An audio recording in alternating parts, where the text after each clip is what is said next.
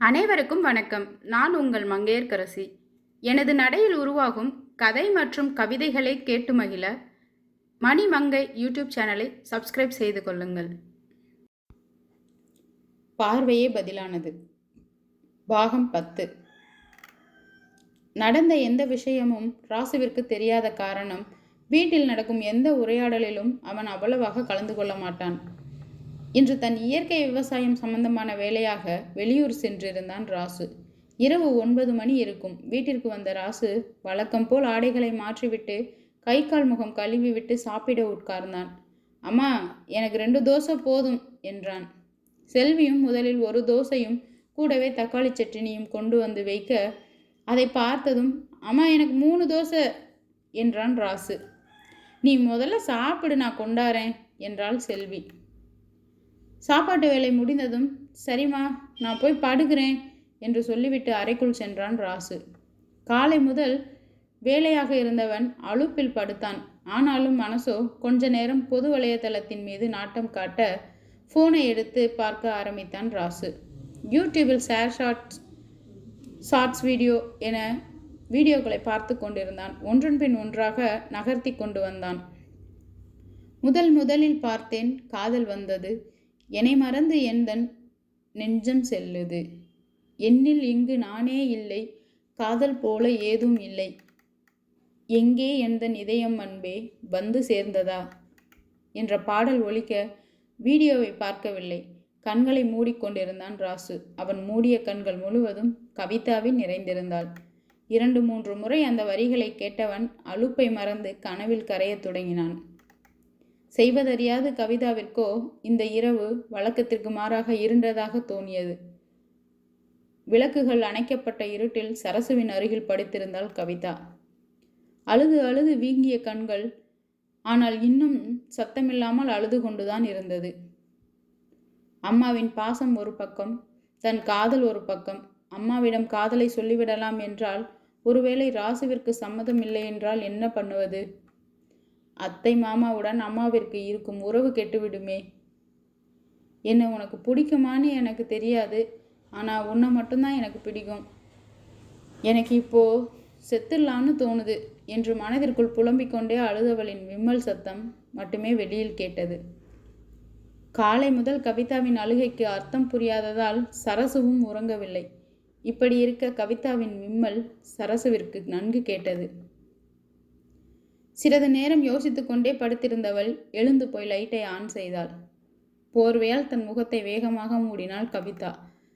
சரசு கவிதாவின் அருகில் சென்று அமர்ந்து போத்தி படுத்திருக்கும் கவிதாவின் மேல் கைகளை நீவியபடி, கவிதா எந்திரி சாமி, உங்ககிட்ட பேசணும் என்றாள் சரசு. கவிதா தூங்குவது போல் பதில் சொல்லாமல் படுத்திருக்க, நீ தூங்கலன்னு எனக்கு தெரியும், எந்திரி கவிதா என்று கவிதா போத்தியிருந்த போர்வையை உருவினாள் சரசு. மீண்டும் கவிதா புரண்டு படுத்தாலே தவிர எழுந்திருக்கவில்லை. சரசு கவிதாவின் கையை பிடித்து இழுத்து எழுப்பி உட்கார வைத்தாள். தன் கைகளால் கவிதாவின் தலைமுடியை நீவி விட்டு, சரசு, இங்கே பாரு சாமி, என்ன பிரச்சனைன்னு சொல்லு, ஏன் அழுகிற, அந்த பையனை பிடிக்கலையா, எதுனாலும் அம்மா கிட்ட சொல்லு என்று கவிதாவின் தாடையை உயர்த்தினாள் சரசு.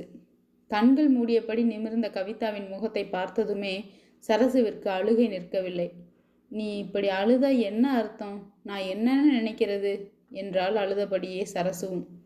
சரசு அழுததும் மனசு கேட்காமல் கண்கள் திறந்த கவிதா, அம்மா அழுகாத, எனக்கு இப்போதைக்கு கல்யாணம் வேணாம், எனக்கு வேலைக்கு போகணும், உன்னையும் தம்பியும் நல்லா பார்த்துக்கணும் என்றாள். எனக்கு நீ ஏதோ தப்பு பண்ணுறியோன்னு பயமாக இருக்கு சாமி. நீ யாரையாவது காட்டி இவனைத்தான் கட்டிக்குவேன்னு சொல்ல போறியோன்னு பயமாக இருக்கு.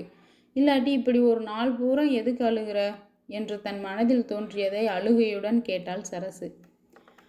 அம்மா, அதெல்லாம் ஒன்றும் இல்லை, எனக்கு வேலைக்கு போகணும், அவ்வளோதான், நான் அப்புறமா கல்யாணம் பண்ணிக்கிறேன், நீங்கள் அழுகிறத நிறுத்துங்க, சொன்னால் கேளுமா என்று அழுகும் சரசுவை சமாதானம் செய்தாள் கவிதா.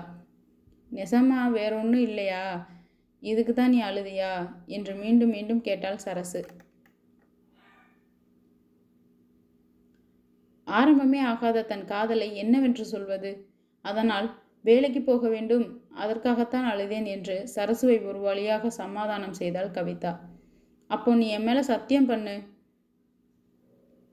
வேற எந்த பிரச்சனையும் உனக்கு இல்லைன்னு என்று கவிதாவின் கையை எடுத்து தன் தலைமேல் வைத்தாள் சரசு.